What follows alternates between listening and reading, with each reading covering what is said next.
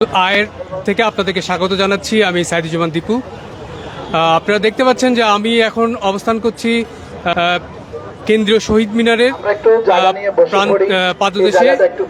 সেখানে আমাদের এমপিওভুক্ত শিক্ষকরা তাদের বিভিন্ন দাবি নিয়ে আন্দোলন করছেন। তাদের এই আন্দোলন আজকে সপ্তম দিনে পৌঁছালো। তো তাদের দাবি কি এবং এ পর্যন্ত তাদের ফলাফল কি আসলো, সরকারের কাছ থেকে তারা কতটা দাবি আদায় করতে পারলেন, সে বিষয়ে কথা বলবো আমি একজন শিক্ষক নেতার সাথে। যদি আপনার পরিচয় দিয়ে একটু কথা বলতেন। আমার নাম মোহাম্মদ ইউসুফ আলী। দিনাজপুর জেলার হাকিমপুর উপজেলা থেকে আমি আসছি। পাউগ্রা উচ্চ বিদ্যালয় কলেজের আমি সিনিয়র শিক্ষক। আমরা এখানে 7 দিন ধরে অবস্থান করছি। আজকে আমাদের সপ্তম দিন। এখন পর্যন্ত মাননীয় শিক্ষা উপদেষ্টা সহ প্রধান উপদেষ্টার নিকট আমাদের যে বার্তা পাঠানো হয়েছে, গত 2 দিন আগে আমাদের সংগঠনের নেতৃবৃন্দ আমাদের প্রধান উপদেষ্টার নির্দেশে মাননীয় শিক্ষা উপদেষ্টার নিকট একটা প্রতিনিধি দল গিয়েছিলেন। সেখানে আমাদের শিক্ষা উপদেষ্টা বলেছে আমাদের সকল দাবি উনি শুনলেন এবং উনি একটি কথা বললেন যে আমাদের যে আপনারা যে দাবি দিয়েছেন তা যুক্তিসঙ্গত, কিন্তু আমাদের অর্থনৈতিক সংকটের কারণে আমাদের এই আপনাদের যে দাবি তা 5% উপর দেওয়া সম্ভব হচ্ছে না। কিন্তু আমাদের প্রস্তাব ছিল আপনারা এই বাজেটে আমাদের 10% দেন, আগামী বাজেটে আপনাদের সেখান থেকে আমাদের 10% দেন। কিন্তু আমাদের দাবি ছিল 20%। কিন্তু আর আমাদের মেডিকেল ভাতা ছিল 1500 টাকা দাবি। আর আমাদের কর্মচারী ভাইদের একটা দাবি ছিল, সেটা হলো 75% উচ্চ ভাতা। এই সব 3টে দাবি মিলে আমাদের ছিল একটা প্রজ্ঞাপন জারি করার কথা।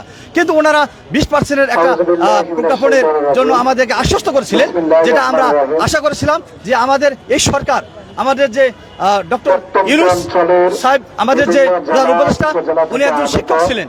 আমরা আশাবাদী যে উনি আমাদের এই শিক্ষক সমাজ, লক্ষ লক্ষ শিক্ষক সমাজ, আমাদের এই শহীদ মিনারে আমরা 7 দিন ধরে যে অবস্থান করছি, আমরা খুব কষ্টের মানবতার জীবনযাপন করছি।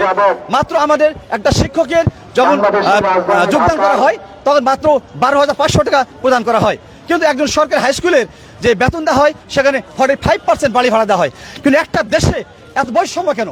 আমরা এই বৈষম্য বিরোধী আন্দোলনের মাধ্যমে আমরা দেশকে যে স্বাধীন করেছি, এখানে বৈষম্য থাকতে পারে না। আমরা চাই এই দেশে এক নীতি, এক সিদ্ধান্ত কায়েম হবে। সরকারি হাই স্কুলরা 40% বাড়ি ভাড়া পাবে আর আমরা 20% বাড়ি ভাড়া পাবো না। এটা আমরা মেনে পারি না। আমরা সকল বেসরকারি শিক্ষক, আমাদের দাবি যে আপনি অতি সত্বর আমাদের এই দাবিটা মেনে নেন, আমাদের শ্রেণীকক্ষে পাঠিয়ে দেন।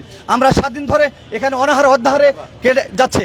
আমরা নিজের টাকা খরচ করে আমরা এই শহীদ মিনারে অবস্থান করছি। আমাদের কেউ টাকা দিচ্ছে না বা কারো আমরা সাহায্য সহযোগিতা আমরা এখানে আসিনি। আমাদের নিজেদের প্রয়োজনে, আমাদের নিজেদের দাবির প্রয়োজনে আমরা এই শহীদ মিনারে অবস্থান করছি। তবে আপনি আমাদের দাবি মেনে নিন। আমাদের সকল শিক্ষকের পক্ষ থেকে আপনার কাছে বিনীত অনুরোধ করছি, আপনি আমাদের দাবি মেনে নিয়ে আমাদের শ্রেণীকে পাঠিয়ে দিন। যদি আমাদের দাবি না মেনে নেওয়া হয়, আমরা আগামীতে যমুনা কর্মসূচি, লং মার্চ কর্মসূচি আমরা করতে বাধ্য হব। এটা আমাদের সিদ্ধান্ত। আপনারা তো সবাই এখন আন্দোলনে আছেন না? কেউ কোনো শিক্ষক শ্রেণীকক্ষে আছেন এবং আপনারা কোনো শিক্ষক আন্দোলনে আছেন? আমাদের গত 12 তারিখ থেকে আমাদের শিক্ষক নেতা দেলাওয়ার হোসেন আজিজ স্যার যে নির্দেশ দিয়েছেন, সারা বাংলাদেশ থেকে সকল শ্রেণীর কার্যক্রম বিরতি থাকবে। ওনার ডাকে আমরা বাংলাদেশের সকল জেলা, সকল উপজেলা থেকে, প্রত্যেকটা পর্যায় থেকে, প্রত্যেকটা স্কুল থেকে আমরা শ্রেণী কর্মবিরতি ঘোষণা করেছি। ওনার সাথে একত্রে ঘোষণা করছি।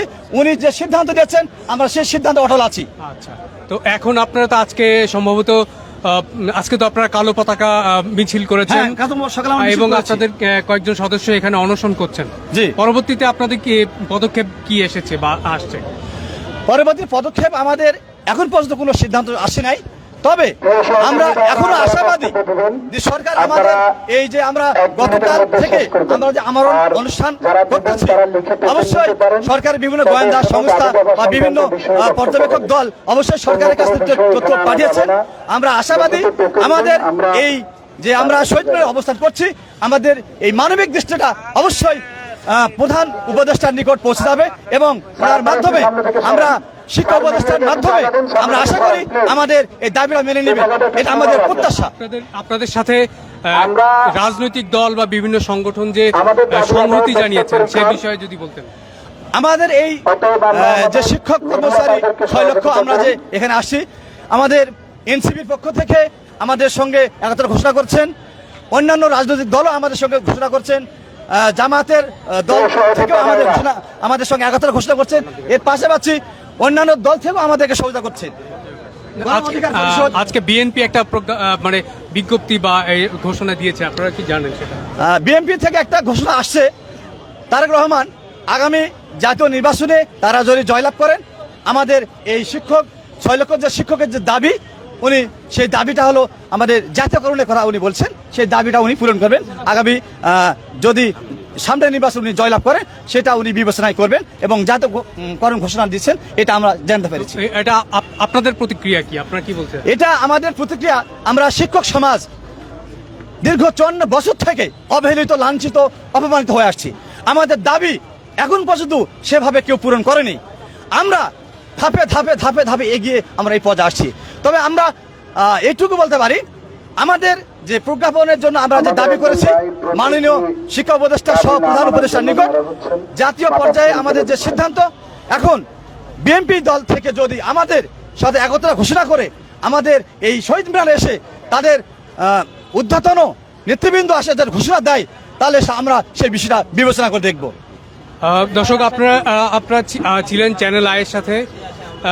আপনারা দেখলেন যে এখানে আমরা শিক্ষক, এমপিওভুক্ত শিক্ষক নেতারা এবং শিক্ষকরা তাদের যে দাবিগুলো নিয়ে আন্দোলন করছেন, সেই দাবিতে তারা আংশিক সফল হয়েছেন বলছেন এবং তাদের পুরোপুরি দাবি না মানা পর্যন্ত তারা এই আন্দোলন থেকে সরে যাবেন না এমনই বলছেন। এবং আমরা আপনাদেরকে দেখানোর চেষ্টা করলাম এবং তারা বিভিন্ন আন্দোলনের সাথে বিভিন্ন কর্মসূচিও দিচ্ছেন। তারা কালো পতাকা মিছিল করেছেন, তারা অনশনে আছেন, তারা এবং 7 দিন ধরে এখানে অবস্থান কর্মসূচি করছেন। তো পরবর্তীতে আমরা তাদের যে কার্যক্রম বা তাদের আপডেট আপনাদেরকে জানাবো। এখন আপনাদেরকে এই মুহূর্তে বিদায় জানাচ্ছি। আমি সাইদুজ্জামান দীপু, ধন্যবাদ। বক্তব্য ছিল সচিব মহোদয়ের।